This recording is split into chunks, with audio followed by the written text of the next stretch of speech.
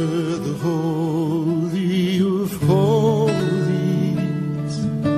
I enter through the blood of the Lamb. I enter to worship you only. I enter to honor I am. Lord, I worship. Ni par force, ni par puissance, mais par ton esprit. Envoie ton esprit. Ni par force, ni par puissance, mais par ton esprit. Envoie ton esprit.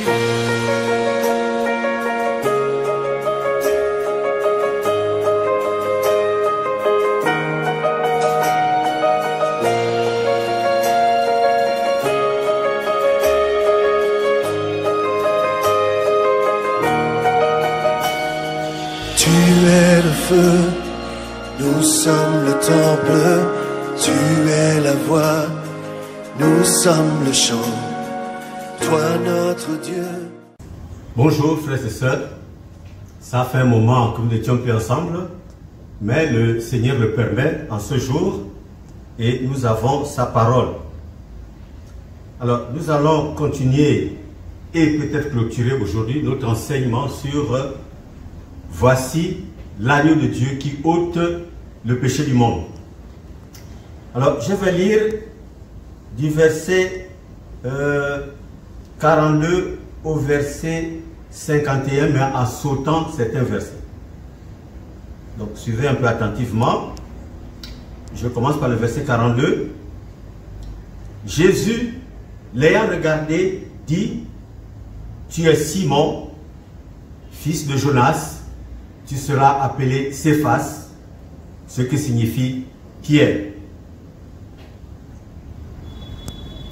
Jésus, verset 47, Jésus, voyant venir à lui Nathanaël, dit de lui: Voici vraiment un Israélite dans lequel il n'y a point de fraude. D'où me connais-tu? Lui dit Nathanaël. Jésus lui répondit: Avant que Philippe t'appelât, quand tu étais sous le figuier, je t'ai vu. Nathanaël répondit et lui dit: Rabbi, tu es le Fils de Dieu, tu es le roi d'Israël. Jésus lui répondit: Parce que je t'ai dit que je t'ai vu sous le figuier, tu crois. Tu verras de plus grandes choses que celles-ci. Et il lui dit: en vérité, vous verrez désormais le ciel ouvert et les anges de Dieu monter et descendre sur le Fils de l'homme. Prions. Que ton nom soit béni, notre Dieu, tendre Père en Jésus-Christ. Que ton nom soit béni de ce que nous avons, ta parole. Et nous sommes en ce moment autour de ta parole, ta précieuse parole, qui est une lampe à nos pieds, une lumière sur notre sentier. Seigneur, merci de nous éclairer.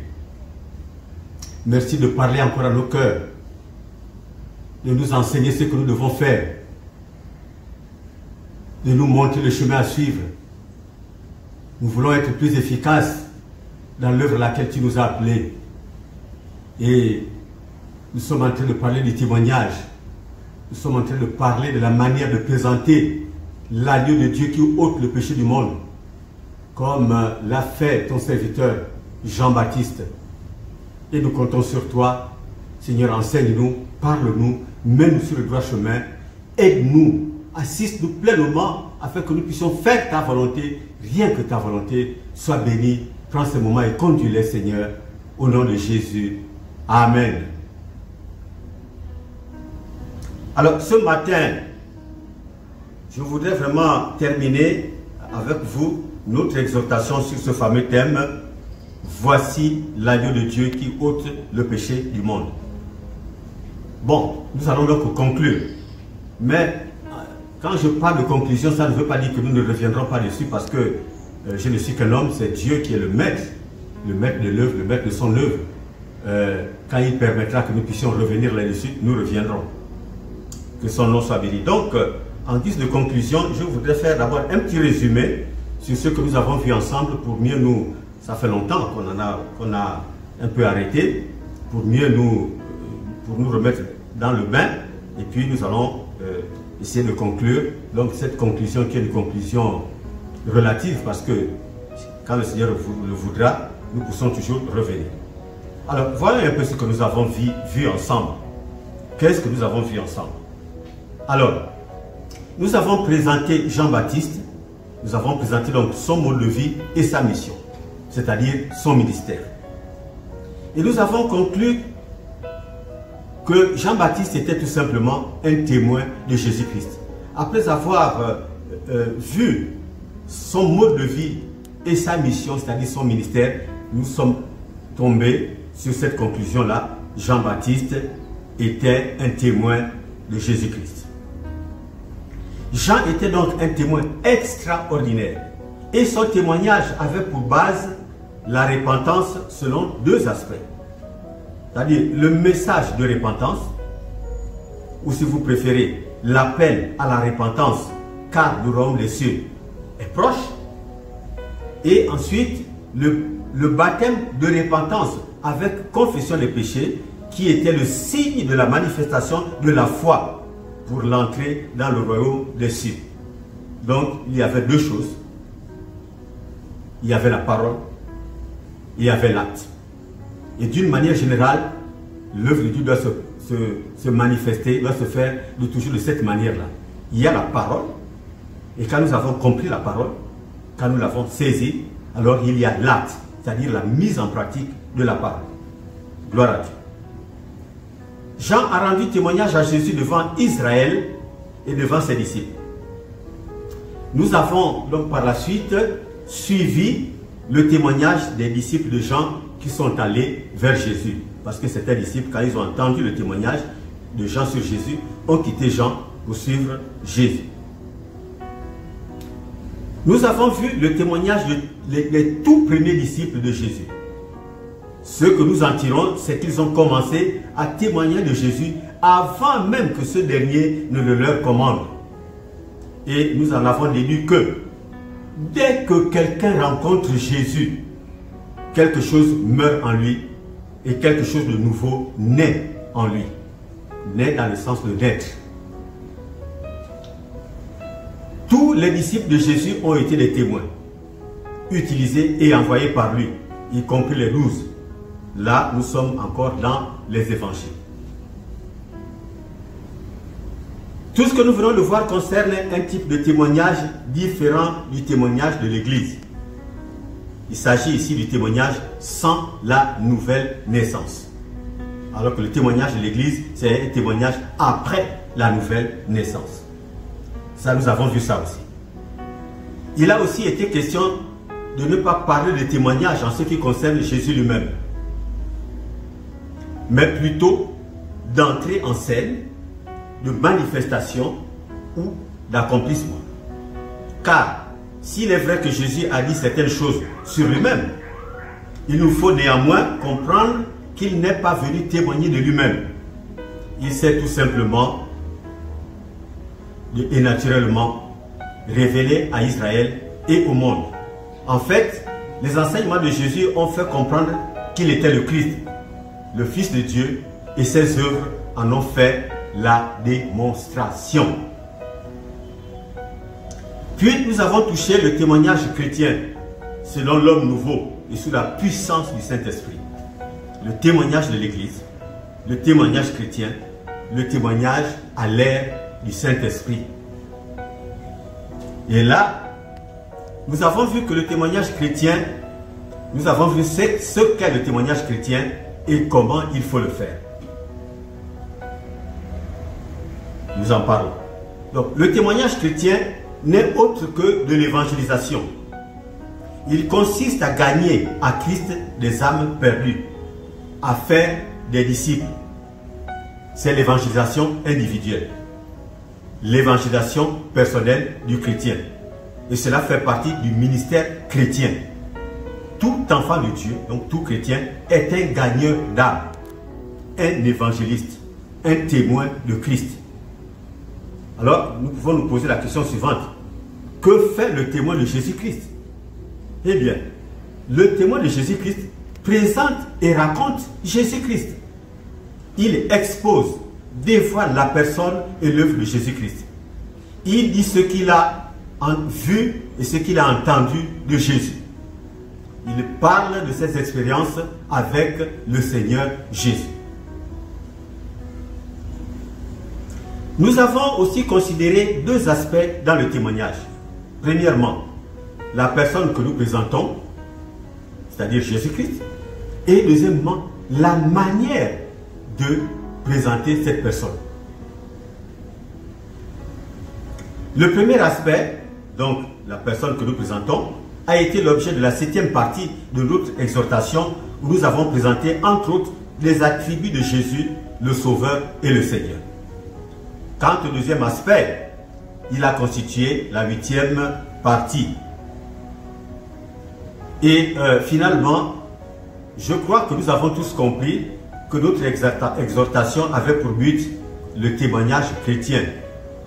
Donc le but de notre exhortation, c'était quoi? C'était de nous introduire dans le témoignage chrétien, de nous exhorter, de nous encourager, de nous pousser à témoigner de Jésus, de nous amener à ne pas nous relâcher et à rendre témoignage de notre Sauveur et Seigneur Jésus-Christ, l'agneau de Dieu qui ôte le péché du monde, en tout temps et en tout lieu, avec plus d'efficacité.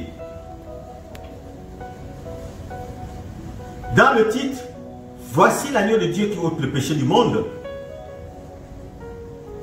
il y a le terme voici. Je vais un peu parler de ce terme voici. Ce terme voici est démonstratif. C'est un terme démonstratif. Il dit voici. Il montre quelque chose. C'est un terme démonstratif. Ce terme voici, voici sert à désigner quelque chose ou quelqu'un qui est proche de la personne qui parle. Pour le croyant que je suis, que tu es, il s'agit de Jésus qui est plus que proche de nous car il vit en moi et il vit en toi. Et que nous présentons à quelqu'un ou à un groupe de personnes. Quand voici, donc le terme voici, quand il est suivi d'un pronom relatif, il sert à mettre en relief un nom ou un pronom. Dans son témoignage, Jean déclare, voici l'agneau de Dieu qui ôte le péché du monde. Puis il ajoute aussitôt, c'est celui, vous voyez, il y a un pronom, c'est celui dont j'ai dit, après moi vient un homme qui m'a précédé, car il était avant moi. Je ne le connaissais pas, mais c'est afin qu'il fût manifesté à Israël que je suis venu baptiser d'eau.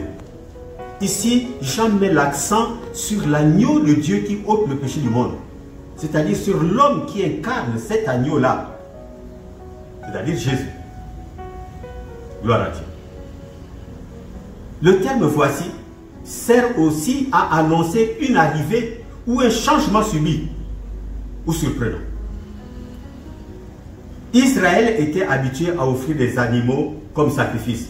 Mais aux surprises, voici que Jean leur présente un homme qu'il appelle l'agneau de Dieu qui ôte le péché du monde. Quel changement! Mais qui est donc cet homme? Quel changement!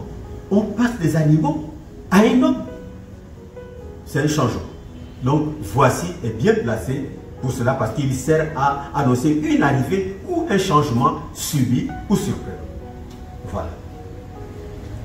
Voici, ce terme sert aussi à introduire ce dont on va parler. Cela nous montre le ministère de Jean. Il présente, il introduit à Israël. C'est lui le sujet principal de son témoignage. Je veux dire ici que Jean introduit Jésus, il le présente à Israël. Donc c'est Jésus qui est le sujet principal de son témoignage, de son ministère, de son message sur la repentance. C'est-à-dire que son message sur la repentance a pour finalité, pour but, la personne de Jésus-Christ. C'est cela la vie du croyant, la vie du chrétien, de l'enfant de Dieu, du témoin de Jésus-Christ. Il vit pour Dieu par Jésus-Christ. Et alors, il me vient une question. Qu'en est-il de toi? Où en es-tu dans ce domaine-là. Depuis Jean-Baptiste, le croyant est appelé à présenter l'agneau de Dieu qui ôte le péché du monde. Il est appelé à présenter l'agneau de Dieu, à témoigner de Jésus-Christ. Où en es-tu avec cette noble tâche qui est Jésus pour toi? Est-il l'objet de toute ton attention, le sujet de tes conversations, le sujet de tes interventions verbales? Si Jésus est ton sauveur, tu dois lui rendre témoignage, même si tu n'as pas encore compris qu'il est aussi ton Seigneur. Alors, voici quelques recommandations de Jésus aux disciples sur l'évangélisation en général et sur le témoignage chrétien en particulier, selon que nous avons vu que le témoignage chrétien n'est autre que de l'évangélisation individuelle. Alors, dans l'évangile de Matthieu, au chapitre 10, les versets 7 à 11, voici ce qui est écrit. Allez, prêchez et dites, le royaume des cieux est proche. Guérissez les malades, ressuscitez les morts, purifiez les lépreux, chassez les démons. Vous avez reçu gratuitement, donnez gratuitement. Ne prenez ni or, ni argent, ni monnaie dans vos ceintures, ni sac de voyage, ni de tunique, ni souliers, ni bâton, car l'ouvrier mérite sa nourriture. Dans quelque ville ou village que vous entriez, informez-vous s'il trouve quelque homme digne de vous recevoir et demeurer chez lui jusqu'à ce que vous partiez. Je vais faire des petits commentaires là-dessus. Alors, c'est bien, le Seigneur nous envoie parce que c'est lui qui parle ici. Il dit le royaume des cieux est proche, allez dire cela. Et pour nous, c'est encore plus éminent parce que les signes concernant le retour du Seigneur sont en train de s'accomplir sous nos yeux et nous savons que la plupart sont établis, sont accomplis. Il en reste peut-être 2 qui peuvent s'accomplir n'importe quand. Alors, il dit guérissez les malades, ressuscitez les morts, purifiez les lépreux, chassez les démons, etc. Il dit ici ne prenez ni or ni argent. Qu'est-ce que je voudrais dire par là? Enfin, que c'est la parole de Dieu. La parole de Dieu le dit. Qu'est-ce que je peux trouver comme exhortation à dire là-dessus? Ça veut dire que des fois nous disons j'ai besoin d'argent. Je prenons l'exemple de Montbouette. Quelqu'un va dire je veux aller à Montbouette, mais je n'ai pas d'argent pour payer le taxi. Je n'ai pas d'argent pour faire ceci. Frère, si tu ne peux pas aller à Montbouette, ça veut dire que ce n'est pas là-bas que tu dois aller aujourd'hui. Dès que tu sors de chez toi, avant même d'arriver en route, tu rencontres déjà beaucoup de personnes qui n'ont pas Jésus dans leur vie. Tu peux témoigner. Donc le témoignage ne nécessite pas nécessairement de l'argent. On a besoin d'argent, c'est vrai, pour témoigner, si on veut aller un peu plus loin. Mais ce n'est pas une nécessité absolue, parce que tu peux témoigner même à 2 pas de chez toi. Tu as des voisins, tu viens en route, il y a plein de passants. Tu n'es pas obligé d'aller au Cap Esterias, ou au Cap Santa Clara, ou je ne sais pas moi, en Tours. Ici, il y a beaucoup de personnes, à côté de chez toi, même chez le Malien d'en face, tu peux témoigner de Jésus-Christ. Alléluia. Donc, Jésus dit bien, ne prenez ni or ni argent. Alors, ni sac de voyage parce que tu n'es pas obligé de voyager. Ceux qui ont les moyens, ceux qui ont l'argent et l'or, eux ils pourront voyager, prendre des sacs de voyage et aller plus loin. Mais toi, tu n'as peut-être pas besoin de tout cela. Et là où tu iras, même si tu n'as pas de nourriture, Dieu pourvoira. Il le dit lui-même, l'ouvrier mérite sa nourriture. Il dit au verset 11, dans quelques villes ou villages que vous entriez. Ah, ça c'est quelque chose d'intéressant aussi. Parce qu'on n'est pas obligé de témoigner qu'en ville. Si tout le monde ne témoigne qu'en ville, que vont devenir les gens qui sont dans les villes secondaires et ceux qui sont dans les villages ou même dans les campements? Doivent-ils mourir loin de Dieu? C'est-à-dire que nous les condamnons? Non. Il faut aller aussi dans les villages. Pour ceux qui peuvent aller plus loin, aller dans les villages, même dans les campements, partout, aller partout. Même dans un village où il n'y a que 2 âmes, aller témoigner de Jésus là-bas. Toute âme est importante. Notre Seigneur et Sauveur, Jésus-Christ, est mort sur la croix pour ces âmes-là. Donc, il nous faut partir. Alléluia. Nous avons aussi Luc, au chapitre 10, le verset 1er, nous dit ceci. Après cela, le Seigneur désigna encore 70 autres disciples. Et il les envoya 2 à 2 devant lui, dans toutes les villes et dans tous les lieux où lui-même devait aller. Et là, nous avons la multiplication des disciples. Il faut qu'il y ait plus de disciples. Donc, quand nous gagnons des disciples, eux aussi deviennent disciples. Donc nous ne devons pas nous arrêter, nous devons témoigner. Celui qui témoigne gagne des âmes à Christ qui à leur tour deviennent des témoins, et ainsi de suite. Il faut plus de témoins. Et puis nous voyons ici que là, nous faisons le même travail que Jean-Baptiste.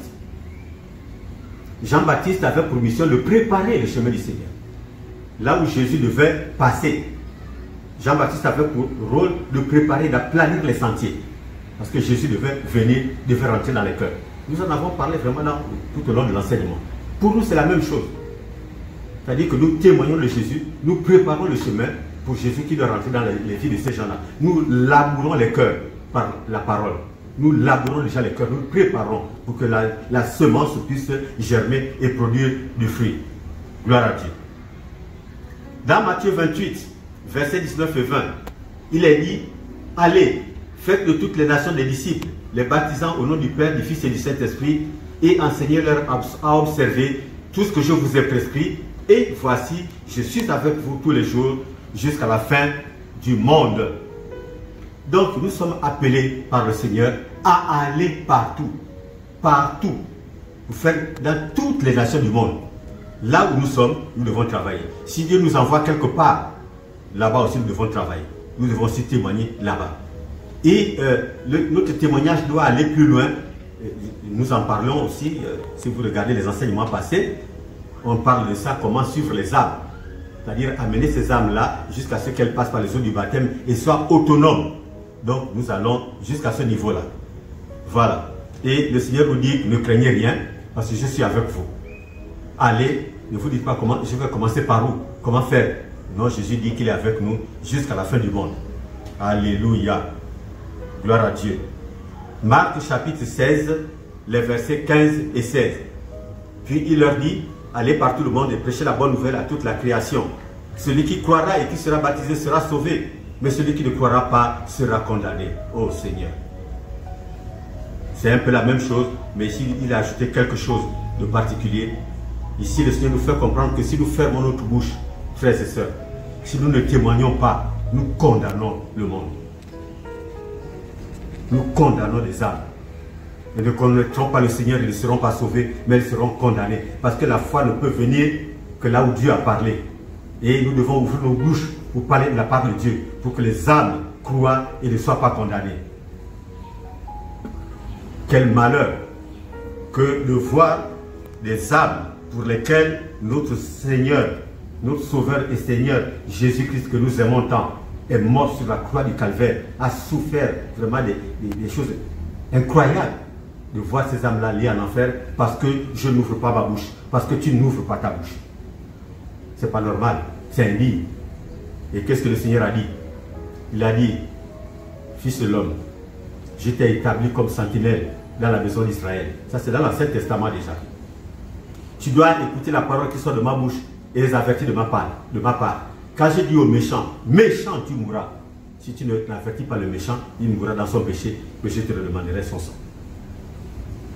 Par contre, si tu avertis le méchant et qu'il ne se laisse pas avertir, il mourra dans son péché, mais toi tu sauveras ton âme. Donc attention, ne pas témoigner, ça peut se retourner contre nous. Et j'en ai parlé dans les enseignements d'avant. Faisons attention à cela. Luc, au chapitre 24, versets 46 et 48, dit ceci. Ainsi il est écrit que le Christ souffrirait et que la repentance et le pardon des péchés seraient prêchés en son nom à toutes les nations, à commencer par Jérusalem. Vous êtes témoins de ces choses. Alors, ici c'est clair. L'évangile commence par Jérusalem, évidemment. Jérusalem pour nous, c'est là où nous habitons. C'est là où nous sommes. Jésus a terminé son ministère à Jérusalem. Les disciples sont à Jérusalem. Ils doivent commencer par là. Et c'est ce qui s'est passé avant d'aller plus loin. Et ils sont allés plus loin. L'évangile est venu jusqu'à nous. Alors nous, notre Jérusalem, c'est notre environnement. C'est là où nous demeurons, là où nous vivons, le quartier où nous sommes, la zone où nous sommes. C'est ça notre Jérusalem. Et nous sommes des témoins. Nous sommes témoins. Le témoin, c'est quelqu'un qui voit, qui entend. Nous voyons Jésus tous les jours. Nous l'entendons tous les jours. Nous voyons ses œuvres. Nous les vivons. Donc, nous devons aller parler de Jésus. Nous devons aller dire ces choses-là ou incultes, ceux qui ne connaissent pas Jésus. Jean, chapitre 20, versets 21 et 23. Jésus leur dit de nouveau, la paix soit avec vous. Comme le Père m'a envoyé, moi aussi je vous envoie. Verset 23, ceux à qui vous pardonnerez les péchés, ils leur seront pardonnés. Ceux à qui vous les retiendrez, ils leur seront retenus. Alors là, c'est aussi clair. Jésus a été envoyé par le Père. Pourquoi faire? Pour témoigner du Père. Personne n'a vu Dieu. C'est le Fils qui était au sein du Père, qui est au sein du Père, qui nous a fait connaître le Père. C'est Jésus qui est venu nous faire connaître Dieu. Et en voyant Jésus, nous avons vu et compris ce qu'un homme, un être humain peut connaître de Dieu. En voyant Jésus, voilà pourquoi Jésus dit à Philippe, Philippe, ça fait si longtemps que je suis au milieu de vous et tu ne m'as pas encore connu, Philippe. Celui qui m'a vu a vu le Père. Comment dis-tu, montre le Père? C'est-à-dire que le comportement de Jésus, sa manière de faire, était là pour témoigner du Père, pour montrer le Père aux hommes. Et en commençant par les disciples, évidemment, qui étaient avec lui. C'est-à-dire ce qu'un homme peut connaître de Dieu ou doit connaître de Dieu, c'est ce que Jésus est venu montrer. Quand nous serons avec Dieu, pour l'éternité, oh, nous le verrons tel qu'il est. Nous le connaîtrons autrement, nous connaîtrons beaucoup d'autres choses. Mais pour le moment, ce qui est normal qu'un homme connaisse de Dieu, Jésus est venu le démontrer et le montrer. Il est vrai qu'il y a des gens qui ont vu des choses ineffables. Mais ça, ce sont les choses particulières. Ça fait les choses révélées appartiennent aux hommes, mais les choses cachées appartiennent à Dieu. Il y a des gens qui ont vu des choses particulières que la plupart des hommes n'ont pas vues. Ça relève de Dieu lui-même, de sa volonté, parce que Dieu est souverain, il fait comme il veut, avec qui il veut. Mais ce que tout homme doit connaître, Jésus est venu et nous l'a montré. Alléluia, gloire à Dieu pour cela. Donc, Jésus dit ici clairement, comme le Père m'a envoyé, moi aussi je vous envoie. Jésus est venu, envoyé par le Père, et Jésus à son tour nous envoie. Jésus a obéi à 100%. Nous aussi, nous devons nous efforcer à obéir à 100% sur la mission que Jésus nous donne, s'il vous plaît. Alors, nous passons maintenant, nous sortons un peu des évangiles. Bon, j'aimerais quand même dire encore que le verset 23 nous parle, il nous dit, ceux à qui vous pardonnerez les péchés, ils leur seront pardonnés, et ceux à qui vous les retiendrez, ils leur seront retenus. Ça rejoint un peu ce que Marc a dit. C'est-à-dire que si nous parlons de Jésus, c'est comme si nous pardonnons les péchés de ces gens-là. Si nous ne parlons pas, c'est comme si nous retenons leurs péchés. Parce que n'ayant pas connu Jésus, n'ayant pas connu l'œuvre de la croix, ces hommes-là ne peuvent pas aller vers Jésus et obtenir le pardon de leurs péchés. Donc là, ça rejoint la même chose. Si nous ne parlons pas, si nous ne témoignons pas, si nous ne présentons pas Jésus au monde perdu, nous retenons leurs péchés. Nous les condamnons. Que le Seigneur nous aide à comprendre. Allons dans les actes. Les actes des apôtres, comme je l'ai dit, nous parlent de l'application des enseignements de Jésus contenus dans les évangiles. Les 12 étaient là et ils ont reçu des enseignements. Et nous voyons qu'une fois que Jésus est parti, ils se retrouvent seuls, le Saint-Esprit descend sur eux et ils sont obligés maintenant de faire le travail en fonction de ce que Jésus leur a dit, ce que Jésus les a enseigné. Alors, verset 4, j'ai dit du verset 4 au verset 8. Acte chapitre 1, verset 4 à 8. Comme il se trouvait avec eux, il s'agit de Jésus, il leur recommanda de ne pas s'éloigner de Jérusalem, mais d'attendre ce que le Père avait promis, ce que je vous ai annoncé, leur dit-il. Car Jean a baptisé d'eau, mais vous, dans peu de jours, vous serez baptisés du Saint-Esprit. Alors les apôtres réunis lui demandèrent, Seigneur, est-ce en ce temps que tu rétabliras le royaume d'Israël? Il leur répondit, ce n'est pas à vous de connaître les temps ou les moments que le Père a fixés de sa propre autorité, mais vous recevrez une puissance, le Saint-Esprit survenant sur vous, et vous serez mes témoins à Jérusalem, dans toute la Judée, dans la Samarie et jusqu'aux extrémités de la terre. Oh Seigneur, c'est merveilleux ça. Donc là, nous voyons vraiment ce qui précède le baptême dans le Saint-Esprit. Jésus réitère, il réitère le témoignage en général, l'évangélisation et l'évangélisation individuelle. L'évangélisation de masse et l'évangélisation individuelle. Et les disciples sont un peu étonnés et ils disent, Seigneur, est-ce que c'est en ce moment-là? Jésus leur dit, non, non, non, n'allez pas de ce côté-là. Ça, c'est les choses à voir après. Pour le moment, vous, dans peu de jours, vous allez être remplis du Saint-Esprit. Vous serez baptisés dans le Saint-Esprit. Vous serez remplis du Saint-Esprit et avec cette force-là, vous serez mes témoins partout. Vous irez témoigner désormais partout. Il n'y a plus de limites. Il n'y a plus de limites. Et c'est ce que nous voyons faire. Pour conclure, donc, il faut voir que le témoignage chrétien est le témoignage à l'ère du Saint-Esprit, à l'ère de la nouvelle naissance et du baptême dans le Saint-Esprit. Parce que le chrétien n'est plus comme les disciples au temps de Jésus, au temps des évangiles, qui n'étaient pas encore nés de nouveau. J'en ai parlé dans les parties antérieures, mais le chrétien est déjà né de nouveau. Nous sommes dans la nouvelle alliance, une alliance, l'alliance par excellence. Donc nous avons tout ce qu'il faut pour le témoignage. Non seulement nous sommes nés de nouveau, c'est-à-dire l'Esprit de Dieu est déjà en nous, mais en plus nous avons la plénitude, c'est-à-dire que nous recevons le baptême dans le Saint-Esprit et nous avons la puissance de Dieu pour le témoignage.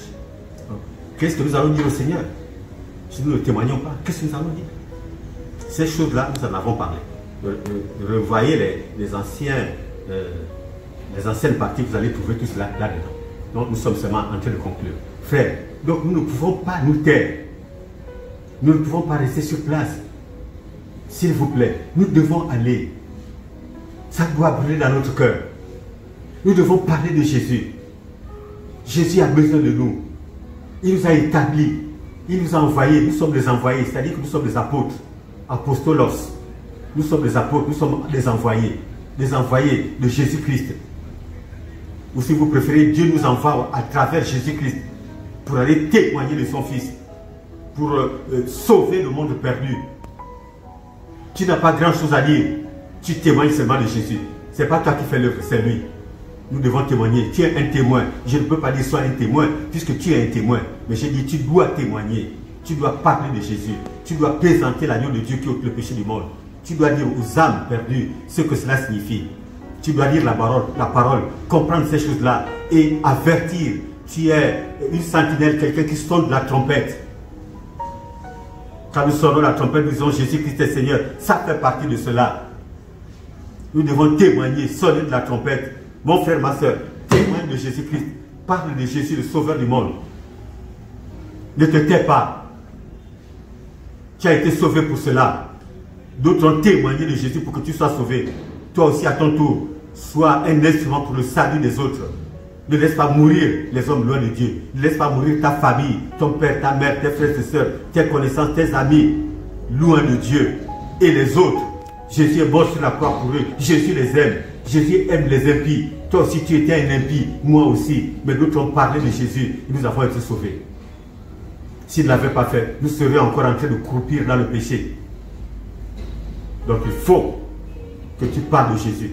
Il faut que je parle de Jésus. Tu vois, en ce moment, je suis en train de faire mon témoignage. Je suis en train de témoigner de Jésus. Ça, c'est mon ministère. Ça, c'est ce que Dieu m'a appelé à faire. Toi aussi, fais ton travail.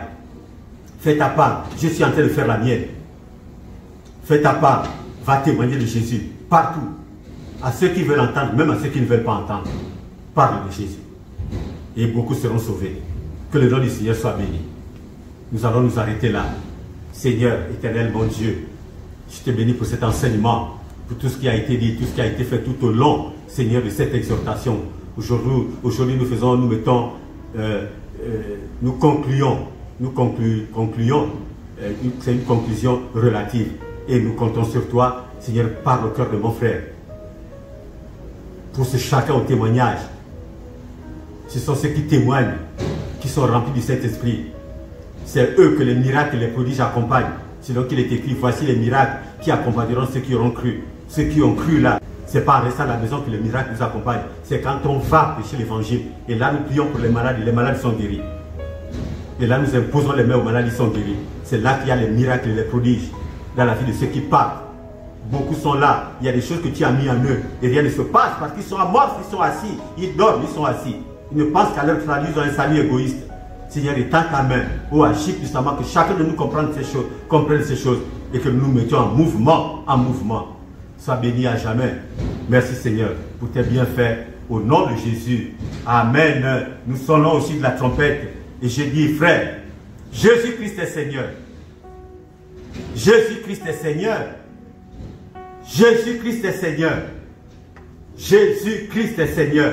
Jésus-Christ est Seigneur. Jésus-Christ est Seigneur. Jésus-Christ est Seigneur. Alléluia. Gloire à Dieu. Il est le Seigneur des Seigneurs. Jésus-Christ. Amen.